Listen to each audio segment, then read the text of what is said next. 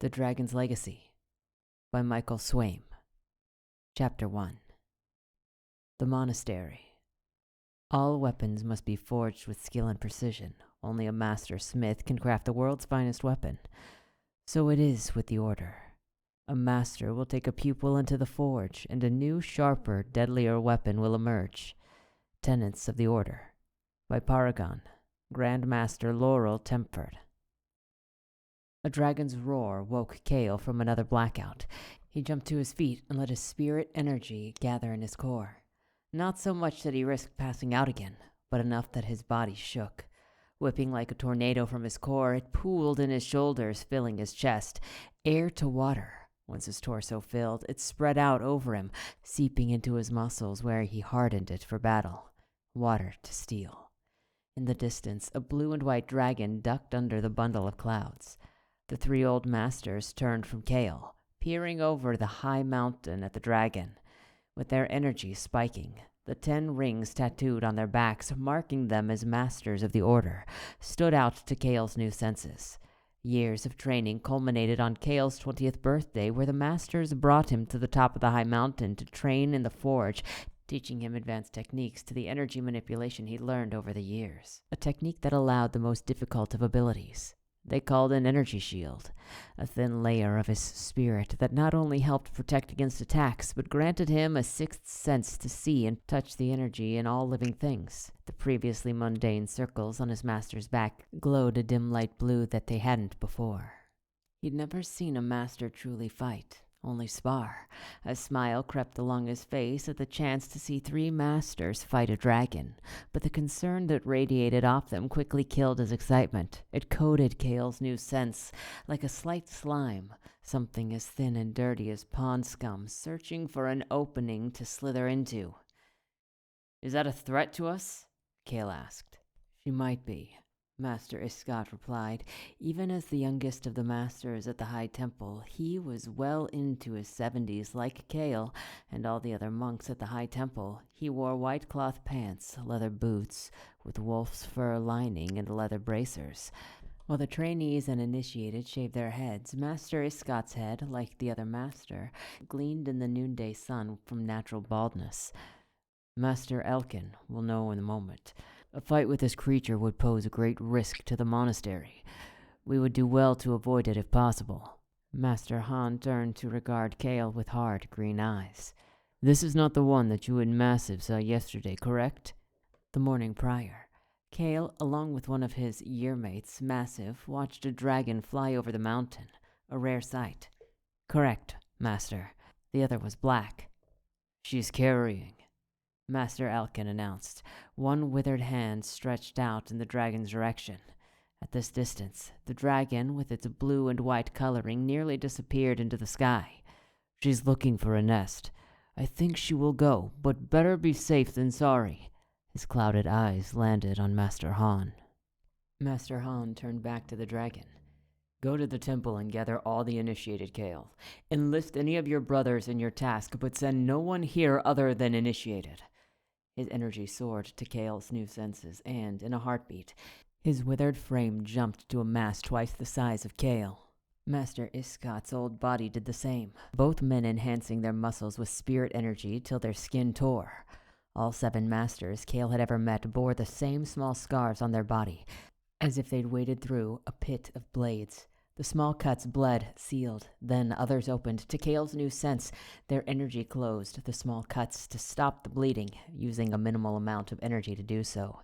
While his desire to study the masters and their abilities filled Kale, his desire to obey them was even stronger. He burst into a full run down the top of the mountain. With spirit energy infusing his legs, he reached the large wooden doors to the monastery in seconds. He opened them as Massive walked past, whistling to himself. "Kale!" Massive shouted. "What are you doing here? I thought you were with the masters." "There's another dragon. The masters are on the top of the mountain and need all the initiated. You go west and tell them all to go to the masters right away." Massive's brown eyes widened as he nodded and started down the hall at a stumble, but got his feet under him to run in earnest. Kale sprinted down the long, winding hall. To one side, the rough mountain made a wall, while the other side, an open breezeway, allowed all the trainees to see the world that they would one day enter. The Great Lake, 4 miles below, took most of the scenery while shimmering in the sunlight. He found 2 initiated in the forge, carved deep in the mountain, and 2 more in the training quarters teaching classes. In both cases, the initiated gave their students over to Kale's care while they headed to the mountaintop. All of the trainees from the forge and classes were somewhere between 11 and 16, much easier to control than the toddlers in the infant quarters. When he came to the eating quarters, the oldest trainees, including one of his year-mates, Pete, and 2 initiated, sat on the rug and cushions around one of the 10 circular tables. Lepin, a 7th-degree initiated, glanced over his shoulder to Kale and the other trainees filing in. "Did the masters see fit for you to teach already?" "I'm glad to see that you're still in one piece," Elise said, the only female monk at the High Temple currently. She wore the same clothing as the men, but a cloth wrapped around her chest, and her head was not shaved completely. Instead, her straight blonde hair fell from the top over to one side, reaching just past her ear. The sides and the back were shaved, though, the same as all the women at the Spirit Temple on the western continent of Urel. Her back held 7 rings like Lepin's. "The masters need you at the mountaintop. A dragon is on its way out, and Master Han ordered me to send all the initiated." Both were on their feet in a heartbeat, but one of the trainees at the table scoffed. "Cam, what a surprise." Kale restrained himself from massaging his temple. Along with Massive and Pete, Cam was the last of Kale's yearmates. Sadly, Cam never showed any interest in joining them on the journey through training, choosing to dominate the younger trainees. Cam sneered at Kale, his red eyebrows nodding. The other boys who sat on his side of his table all held the same look of hate and disgust, but it was easy to spot the real thing from imitation. "Are you really still on about this?" Cam asked. "Enough," Elise snapped. "You aren't taking him seriously, are you?" Cam shot the others sitting on his side of the table hard glares. Once they noticed his gaze, they joined in with his complaints. "You aren't talking back to an initiated, are you?" Pete asked from his side of the table. That swiftly silenced all protests. But when Elise and Lepin headed out and Kale stayed back, Pete asked, "Why aren't you going with them?" Master Han said only to send initiated. Kale went into the kitchen, cutting the line of younger trainees already forming. A large room carved directly out of the mountain. It was typically guarded by at least 1, if not 2, initiated so that the trainees would not overeat. With Elise and Lepin gone, Kale fixed himself a bread bowl, filling it with stew. After all the training, he could have eaten the entire cauldron. When he came back, he found Pete and a young boy named Caspin had decided to sit at a different table. Cam and his group glared at Kale while shoving food in their mouths. Kale sat next to Caspin, who chewed his bottom lip. "Do you think that we're safe?" Kale chuckled, remembering the paranoia that came from living in the wilds. "We'll be fine. With all the initiated and master at the mountaintop, they'll handle the dragon if it attacks. I'm sure that we'd hear them fighting before any danger comes." Pete laid a hand on his younger brother's arm. "No need to worry about that." Pete's sky-blue eyes sparkled when he turned to Kale. "So, what's been going on up there all day?" "They've put me into the forge." Kale stuffed his mouth, careless of the broth running down his chin. Pete and Caspin gasped as their eyes shot wide. Rightfully so. The forge was no small thing, reserved for the most advanced training and most brutal. "What have they had you do?" Caspin asked, his jaw hanging. "They taught me a new spirit technique. It's advanced, so don't try without a master." He gave a sharp nod to Caspin. "I passed out several times, but now I have reached new heights of spirit energy, like that of the masters. That technique we read about. The energy orbs?" Pete's smile grew. Kale nodded with a grin of his own. "I think with this new level of energy, I can do it properly. I haven't tried yet, but I bet I can get it right this time." He took another bite of the savory stew. "The forge is insane, Pete. I think they might be getting ready for me to spar with them." "Liar." Cam barked as the others next to him echoed him in shouts. "Only initiated go into the forge." "That's not true at all." Pete frowned. "Plenty of trainees have gone into the forge, especially on their last day." "You make me sick, Pete." Cam stood and his large muscles flexed. Years of competing with Kale had turned him into the largest trainee, though he'd never bested his older brother. Always brushing the dirt off Kale to keep him as pristine as you can. But you can't just brush away that kind of scum. He moved to leave, and the other boys followed him, taking what was left of their food with them. When they opened the door, Massive came through. "Out of the way, you louts!" He pushed his way through and pressed the angry bodies and nodded to Kale. "I found 4. You find the rest?" Kale nodded as Massive passed them, heading into the kitchen. Pete's eyes rose to the ceiling, as if he could see through the wood beams and tile roof. I hope this doesn't affect the tournament, or our initiations. I wish they would let me take the test early. Let me out of this bloody place, Massive shouted in his faux accent from the kitchen. Bloody? Caspin whispered as his face scrunched. Having just reached 11, he'd been in the wilds with the other boys for 5 years and only returned a couple days past for the next step in his training. He still wasn't used to Massive's accent. The one thing Massive could say that he'd done, that no other trainee in the monastery and perhaps the whole history of the High Temple, was that he'd seen the outside world before becoming an initiated.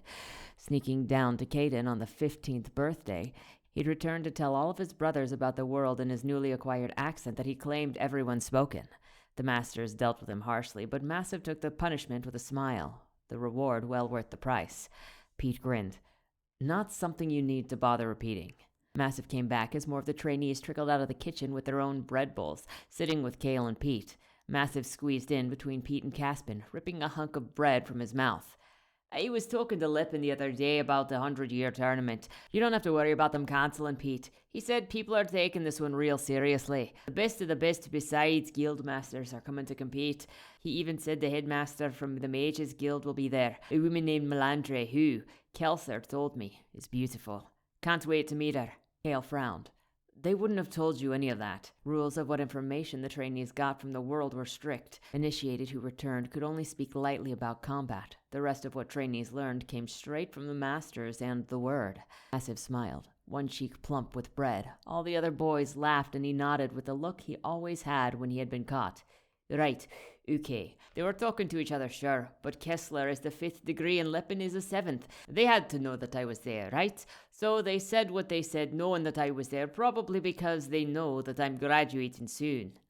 Not for another year, Caspin said. He stuck his tongue out to the older trainee. Massive stuck his tongue out right back and gave him a light shove. Less than, thank you very much. But get this, Lippin said that the last tourney was for the Jarl's 75th birthday and hardly anyone showed up, not a single mage. He was mainly retired knights who weren't even fit to be in the army and one assassin who happened to be in the area at the time. Guess who won? Massive scoffed. Kale shrugged as he swallowed the last fragment of his bread bowl. Well, a Jarl's birthday is special, I'm sure, but I would imagine that would be better celebrated with a festival rather than a tournament. 100 years of the High Temple, a tournament makes much more sense. Massive downed a large mouthful as he pointed at Kale. You're absolutely right. Apparently, as a thank you for the High Temple for the work monks do, the king has offered an unimaginable prize. Massive licked his lips. A favor from the king. When the rest of the table stared at him in silence, he added, anything you want. Can you imagine? You could ask for anything. Wouldn't that be amazing? Caspin exclaimed. What if you asked to be a master? They all shared a laugh at that, which made Caspin pout. A king can't make someone a master, Caspin, Pete said. But after going into a forge, I bet Kale gets made a 5th degree. I'll take that bit, Pete. Massive stuck his hand out across the table.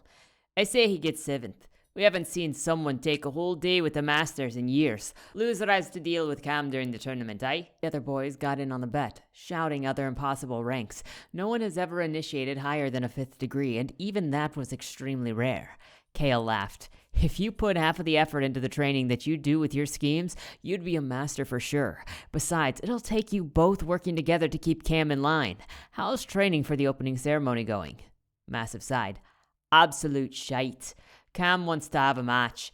Even though the master said it should be a showcase of our final weapons, he's still groaning about not getting to make an Endurian. You'd think a trident is unique enough. Kale's final test had been an Endurian blade. The outrage from Cam had lasted nearly a month once he'd learned. It was the hardest blade to forge since it required so much energy manipulation, pouring one's spirit into the blade so that it had enhanced properties. A warm glow of pride resonated in his heart, knowing that his final test was to be the Order's prize for the 100-year tournament. His test was over and done. What mattered most was his brother's tests. And how are your weapons coming along? I just need to bless the grip for mine. Pete's dire maul had come out very well, and he'd been busy with the finishing touches for the past 2 weeks. Massive scratched the back of his head. Well, I finished my first dagger, so I just need to make 7 more. Kale and Pete both frowned at him. 1 dagger done was 2 daggers behind schedule. Massive rolled his eyes. Don't worry, I'll get on it when we get back from the tournament. It's daggers, that's one of the easiest tests. I'll be fine. Hey, You know what? Let's go bless that grip. He banged the table and shot to his feet. Kale nodded and instructed the other trainees to stay in the eating quarters. He was ultimately responsible for them, but a quick walk down to the sleeping quarters to grab Pete's grip and a few minutes in the prayer room to bless it wouldn't hurt. As Pete's charge, Caspin came with the 3 older trainees, walking down the hall towards the sleeping quarters. A crisp breeze flowed, invigorating Kale's lungs. Initiated often came back saying how much they missed the cold air of the high mountain. Perhaps Kale would miss it as well, but probably not for a good long while. I'll tell you this, Massive said over his shoulder. This tournament is going to be huge. Just think of the things that you could ask of the king. Kale grinned as Massive's eyes glazed over with possibilities. He gave the daydreamer a slap on the back, making the young man stumble forward. As Massive righted himself, Kale walked past him, laughing. Too bad you won't be in the tourney. Perhaps you'll get to hear what the winner asked for before you have to leave. A sour frown took over Massive's face as they passed a few other trainees. That's just like you. Always a cup half empty. I'm a cup half full. Once I'm out in the world, I'll make sure to keep an ear out for any tourneys. I'll win them all, and eventually there has to be another one where the king gives a favor, right? Kale shrugged. Cup half full, cup half empty. I say the cup wasn't made for the right portion either way. What might be doesn't matter. What matters is what is. What happens if one day you're in the tournament for a king or queen's favor and I'm in that tournament too? Or Pete is in it? Massive scowled at Kale, his dark brown eyebrows nodding, and only answered with a grunt. Kale took no pleasure in always having to open Massive's eyes to facts, and he worried that with him gone, Massive would slip even further in his training. After having gone through it himself, he'd come to realize that these last few months had truly been the most important. Master Iscott has said many times that there are others out there who are better than him. I don't have any delusions that I could beat Master Iscott, and I'm only being honest to motivate you. But you can't beat me or Pete as you are right now. So no question about it, there are others out there who could beat you. You need to focus on training now rather than glorious wins in the future. Massive groaned as they walked past the sparring quarters. Always being honest. You're the worst at pep talks. You know what? Remember that team challenge to capture the flag and you were captain?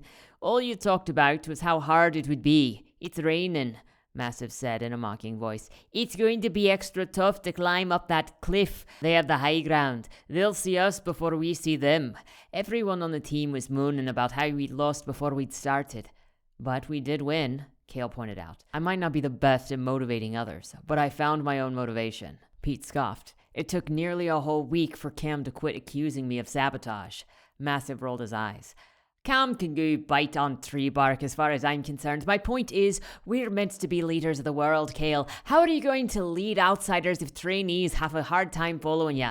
Talk about me living in a fantasy. What are you going to do out there when you're trying to inspire others and all you talk about is how badly the cup was made? Kale frowned, but Massive was right. He did need to work on how to inspire others. How many could he bring to Arendor if he couldn't get anyone to follow him first?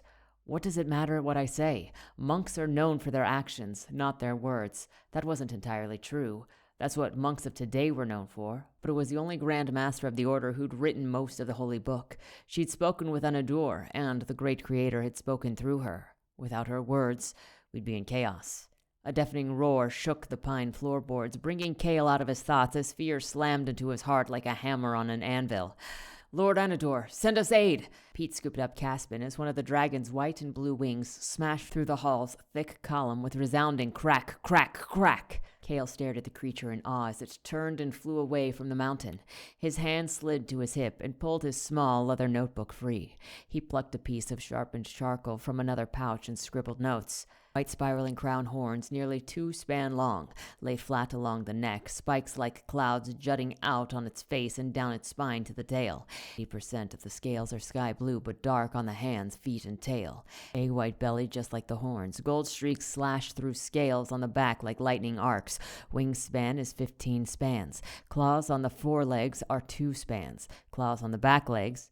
He blinked for a moment. Wait, is it slowing? It was only after the dragon completed banking that realization dawned on Kale. It had been turning around to head straight for them. Pete and Massive ran with Caspin into the stony hallway leading to the forge as the younger trainee cried out for Kale. Kale planted his feet and let his spirit energy whip through his core like a ferocious wind of a blizzard. This is what I've been made for. With his training this morning, along with the energy techniques that he'd read about in ancient scrolls, he could fight the dragon without having to get close. Her large advantage of flying would be reduced to nothing. The energy grew till it coalesced at the top of his chest, pulling on him as if the mountain itself latched onto his shoulders. Be as the water, he remembered from his training. Air to water, water to steel. The heavy energy slid down his arms like liquid metal, but cool in his veins. He put his hands together and pushed the energy out to form a light blue orb no larger than his thumbs. It twisted and pitched from one side to the other like a tornado caught by the tail. A woman shouted, but with all of his focus on controlling the wild orb, Kale couldn't make heads or tails of who it was or what she said. He met the beast's eyes, 2 blood-red portals leading straight to the pit. I can do this. He pushed his hands forward, but the ball slipped out to the side as it had every time before, slamming into Elise with a small explosion, throwing her against the mountain wall and onto the floor. Lord, what have I done? He turned back to the dragon, its mouth gaping with 2 rows of teeth on top and bottom, each one the length of a man's arm and sharp as any sword.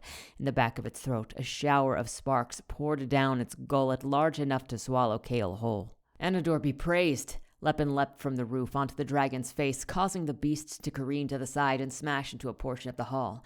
Master Han and Master Iskat joined them, both of their enhanced forms, muscles swollen till their skin ripped. They fell into the clouds below, followed by several other initiated jumping from rock to scale down the mountain. Kale! Massive shouted from behind him. Kale turned and rushed to Massive and Elise. Sweat covered Massive's sheet-white face as his red hands held Elise's body. I'm holding pressure, but there's too much. The skin and meat of her chest lay in tatters as blood poured out to seep into the wood. Her breaths came in short bursts and her deep blue eyes fixed on Kale. She raised a wet hand to his face.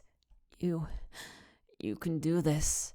Her eyes hardened, though her desperation still shone through. Focus your energy as if you're going to transfer it.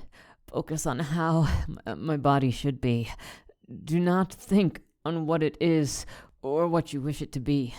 Think only of how the Lord made it and how it should be. Kale did as he was told and closed his eyes, directing the flow of his energy through his arms and into Elise's chest. The monastery fell away, leaving only Elise's broken body. Oh Lord, how could I have been so reckless? He shook the thought. It would do him no good.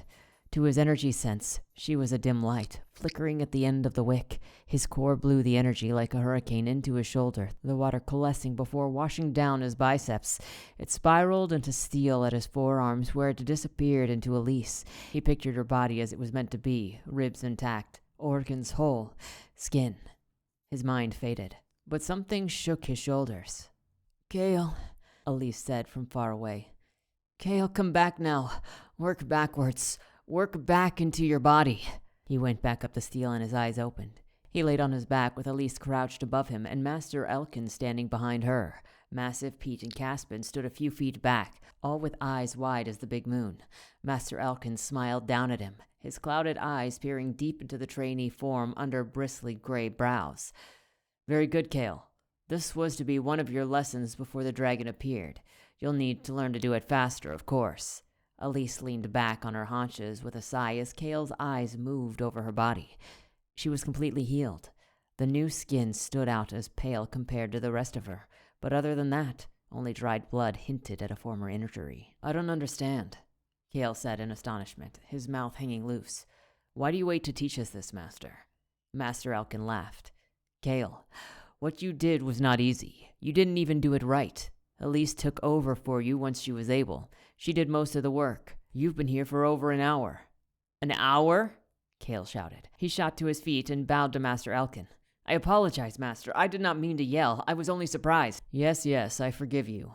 Master Elkin nodded and waved a dismissive hand. It is common to lose track of time with your first few attempts. Later, when you have had more practice, preferably on yourself and with other injuries, you will heal worse wounds in minutes.